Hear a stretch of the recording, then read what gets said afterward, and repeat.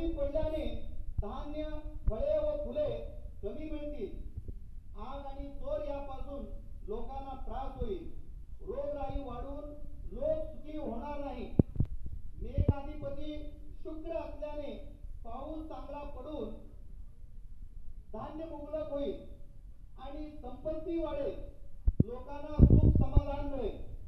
खरीपाचा स्वामी मंगळ असल्याने धान्य कमी होईल. आगीपासून आणि चोरापासून त्रास वाढेल. लोकांमध्ये रक्ताचे विकार वाढतील.